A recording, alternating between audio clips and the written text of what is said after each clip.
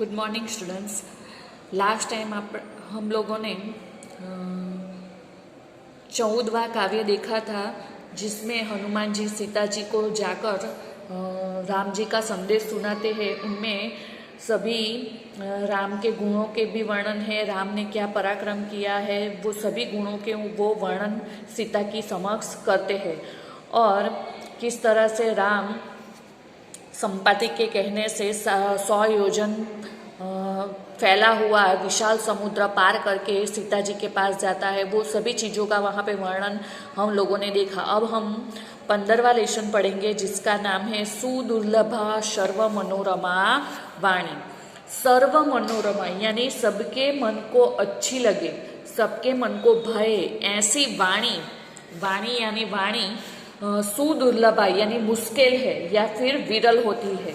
सबके मन को अच्छी लगे यानी सबके मन को भय ऐसी वाणी विरल होती है। यानी सबके मन को अच्छी लगे ऐसी वाणी सभी लोग बोल नहीं सकते। तो इस लेसन में हम पहले प्रस्तावना देखेंगे। 20वीं शताब्दी के प्रारंभ में पाश्चात्य भाषाओं के प्रभाव के तहत भारतीय प्रादेशिक भाषाओं के अध्ययन में निबंध कला का प्रवेश हुआ और थोड़े ही समय में उसका व्यापक प्रसार हुआ। यानी 20वीं सदी की शुरुआत में पाश्चात्य भाषाओं में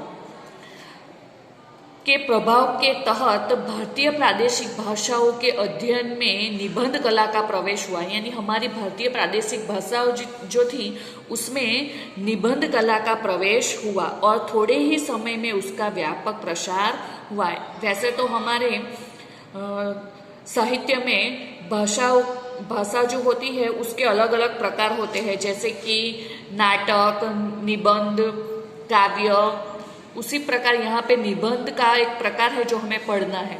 उस समय संस्कृत के विद्वानों ने परंपरागत विषयों के साथ आधुनिक विषयों पर अनेक निबंध लिखे। यानी उस समय जब जो संस्कृत के विद्वान थे उन्होंने प्राचीन परंपरागत जो विषय थे उनके सिवा आधुनिक विषयों पर भी उन्होंने निबंध लिखे। कुछ समय पश्चात इस प्रकार के निबंधों को संस्कृत भाषा शिक्षा में भी स्थान मिला। यानी उन लोगों ने जो निबंध के अंदर संस्कृत भाषा लिखी थी, तो उन निबंधों को संस्कृत भाषा में भी स्थान मिला। संस्कृत निबंध लेखकों में पंडित चारुदत्त शास्त्री का नाम प्रसिद्ध है। हमें याद रखना है कि संस्कृत निबंध लेखकों में किसका नाम प्रसिद्ध है, तो पंडित चारुदत्त शास्त्री का नाम प्रसिद्ध है। उन्होंने प्रस्ताव तरंगिणी नामक संस्कृत भाषा में एक सुंदर सुललित निबंध ग्रंथ तैयार किया है। हमें याद रखना है कि पंडित चारुदत्त शास्त्री ने प्रस्ताव तरंगिणी नाम का संस्कृत भाषा में एक निबंध तैयार किया है।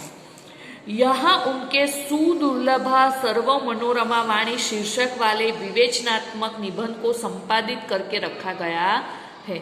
यानी कि हमारा जो ये लेसन है सुदुर्लभा सर्व मनोरमा वाणी, यानी सबके मन को भाए ऐसी वाणी विरल है, दुर्लभ है।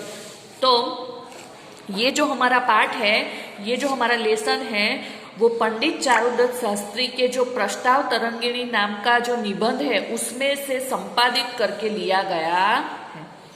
इस निबंध में यह तथ्य प्रस्तुत किया गया है कि जगत में विविध प्रकार के लोग हैं, सबके रस और रुचि एक समान नहीं होते। हमें यही बताया गया है। जैसे संस्कृत में एक कहावत भी है, एक प्रोवर्ब भी है कि टुंडे टुंडे मटिर बिन्ना, यानी हरेक के मस्तक में अलग अलग बुद्धि होती है। उसी प्रकार सभी लोगों में रस और रुचि समान नहीं होते, यानी सभी लोगों में रस और रुचि अलग अलग होते हैं।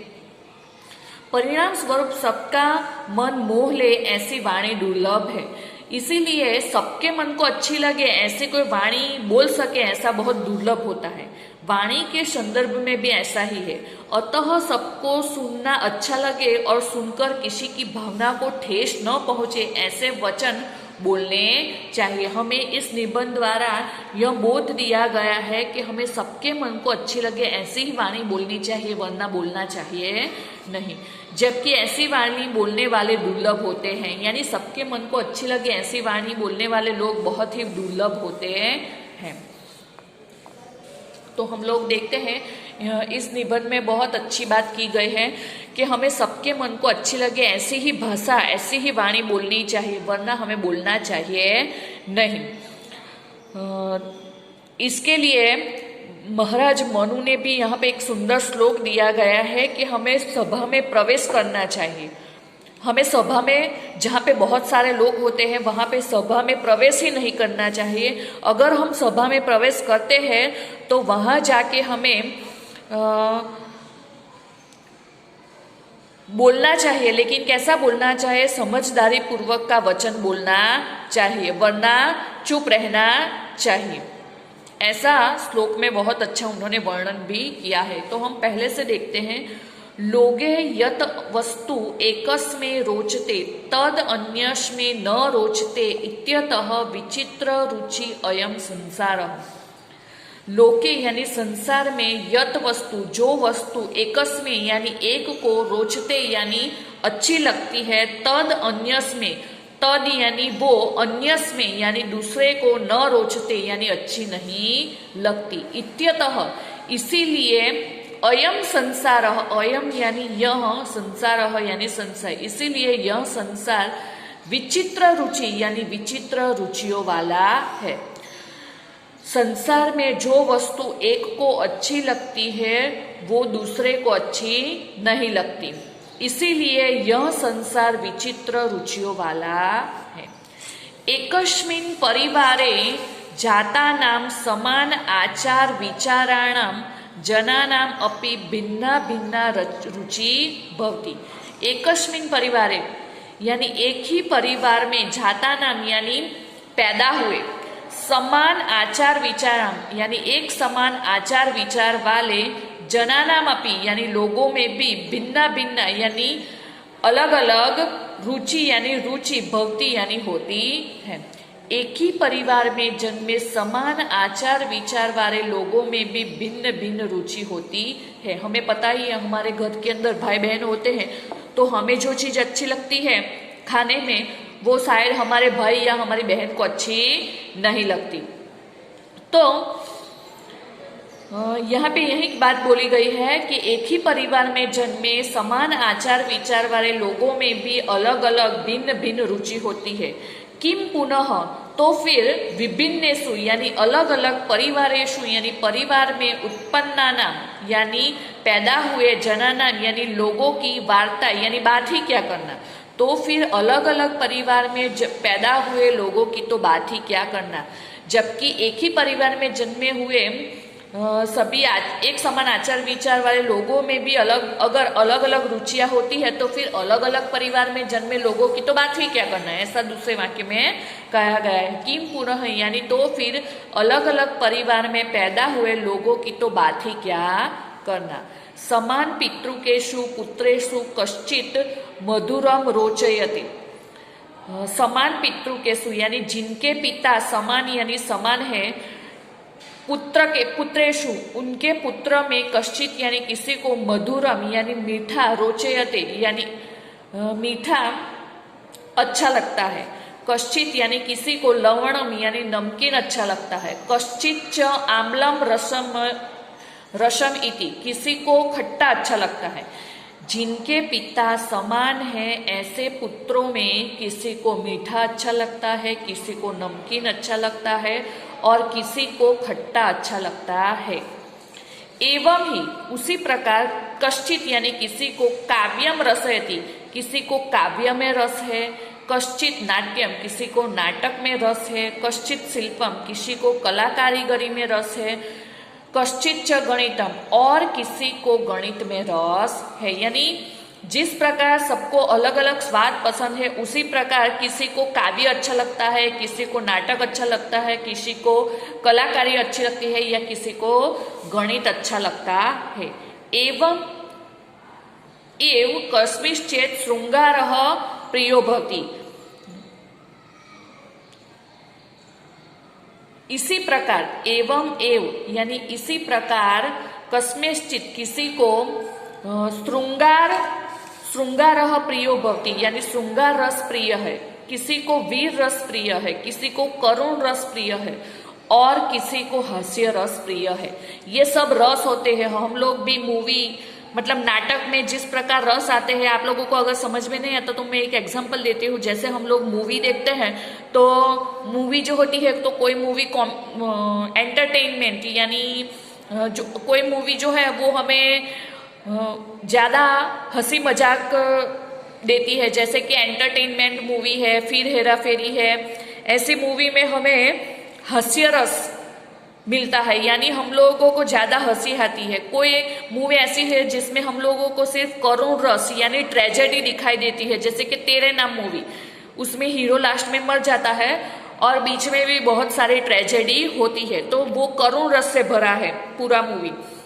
कस्मेश्चित वीरह, कोई मूवी वीर रस से भरा है। वीर रस यानी हम लोग बाहुबली जो मूवी देखते हैं उसमें हम लोगों ने देखा कि बाहुबली की वीरता पराक्रम के बारे में दिखाया है, तो पूरी मूवी में वीर रस यानी पराक्रम का अनुभव हम लोग करते हैं। तो इसी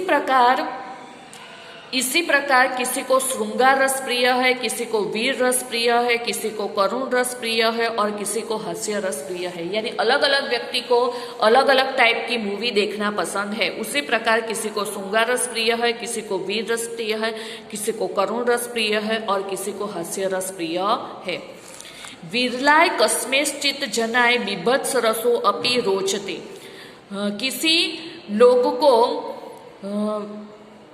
किसी विरल लोग को बिभत्स रस भी प्रिय होता है। इति नानात्वम, यानी इस प्रकार अलग अलग रुचि नाम यानी रुचियों को व्यवस्थितम भवति, यानी इस प्रकार रुचियों की नानात्वम यानी विविधता व्यवस्थितम यानी निश्चित होती है। इस प्रकार रुचियों की विविधता निश्चित होती है। तो यहाँ तक हमने पहले पैराग्राफ का ट्रांसलेशन देखा। अब हम लोग आगे देखते हैं।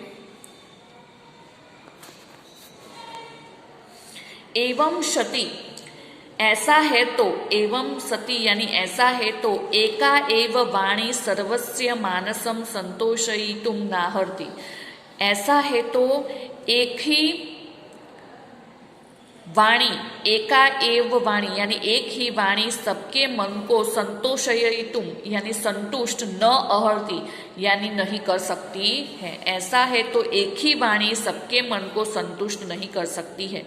सही बात है, क्योंकि सभी को अलग अलग रस पसंद है। किसी को वीर रस पसंद है, किसी को हास्य रस पसंद है, किसी को मीठा खाना पसंद है, किसी को नमकीन खाना पसंद है। यानी सबकी रुचियां भी अलग अलग है, सबके स्वाद अलग अलग है, सबका टेस्ट अलग अलग होता है। तो ऐसा है तो एक ही वाणी सबके मन को संतुष्ट नहीं कर सकती है। यह खलु आर्षेण संस्कारेण संस्कृतो भवति तस्मे मृदु रुजु च वाणी रोचते न टू कर्कशा कुटिला वा। खलु यानी निश्चित रूप से, यह यानी जो, निश्चित रूप से जो आर्षेण यानी ऋषियों द्वारा संस्कारेण यानी स्वीकृत संस्कार से संस्कृतो यानी संस्कार युक्त है।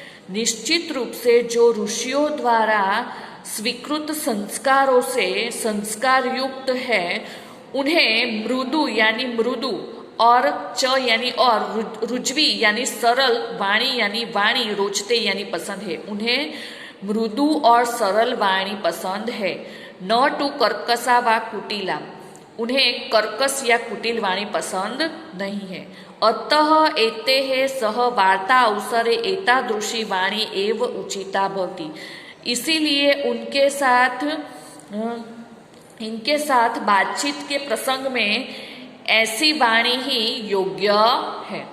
यानी ऋषियों के साथ, बड़े बड़े लोगों के साथ, बड़ी लोगों के साथ हम लोग जब बात करते हैं तो उनके साथ बात करते समय ऐसी ही वाणी उचित यानी योग्य है। यानी उनके साथ, ऋषियों के साथ हमें मृदु और सरल वाणी में ही बात करनी चाहिए। परंतु यह जडः दुर्व्यसन रतः अलसः च सेवकः भवति तस्मै तस्याधिपः प्रायः कर्कशा वाणी वदति। परंतु यह यानी जो, जड़ यानी जड़ है, दुर्व्यसन रतः यानी खराब व्यसनों से लिप्त है, अलसः यानी आलसी है, और सेवकः भवति और सेवक है, तस्मै यानी उन्हें, तस्याधिपः उसका मालिक, उन्हें उसका मालिक, प्रायः यानी प्रायः कर्कशाम वाणी वदति प्रायः कर्कश वाणी बोलता है, और कार्य में संयोजयति यानी जोड़ता है, और स्वकीयम अपना प्रयोजनम यानी प्रयोजन संपादयति यानी साधता है। परंतु जो जड़ और खराब आदतों से लिप्त है, आलसी है और सेवक है, उन्हें उनका मालिक प्रायः कर्कश वाणी बोलता है और कार्य में जोड़ता है और अपना प्रयोजन साधता है। तो ये हमने दूसरे पैराग्राफ का ट्रांसलेशन देखा। अब यहाँ पे तीसरा पैराग्राफ देखते हैं। यह खलु ईर्षाग्रस्तो भवति तस्मै परस्य दुर्गुण अनुवादः रोचते स्वस्य च गुणानुवादः। खलु यानी निश्चित रूप से, यह यानी जो ईर्षाग्रस्तो भवति यानी ईर्षा से ग्रस्त है, निश्चित रूप से जो ईर्षा से ग्रस्त है यानी जो लोग ईर्षालु होते हैं, तस्मै यानी उन्हें, परस्या यानी दूसरे का, दुर्गुण अनुवाद यानी दुर्गुणों का वर्णन, रोचते यानी अच्छा लगता है, और स्वस्य यानी अपना, अपने, गुणा अनुवाद और अपने गुणों का वर्णन अच्छा लगता है। निश्चित रूप से जो ईर्षाग्रस्त होता है उन्हें दूसरों के दुर्गुणों का वर्णन अच्छा लगता है और अपने गुणों का वर्णन अच्छा लगता है। यह खलु सज्जन, निश्चित रूप से जो सज्जन होता है, तस्मै उन्हें परापवाद यानी पर निंदा, कथम अपि यानी कैसे भी करके, न रोचते यानी पसंद करता नहीं। निश्चित रूप से जो सज्जन होता है उन्हें किसी भी रूप से पर निंदा अच्छी नहीं लगती। केचन असूय का है यानी कई लोग ईर्षालु होते हैं, उन्हें हितकारी शिक्षा भी न सहनते यानी सह सकते नहीं है। जो लोग ईर्षा करने वाले होते हैं वो लोग हितकारी शिक्षा को भी सहन नहीं कर सकते। तथैव यानी उसी प्रकार अल्पज्ञानम यानी जो अल्पज्ञानी है उन्हें सर्वांगी यानी सभी प्रकार से सुंदर सरस सुभाषित भी न संतोषयति यानी संतोष दे सकती नहीं है। उसी प्रकार जो अल्पज्ञानी है उन्हें सभी प्रकार से सुंदर सरस सुभाषित भी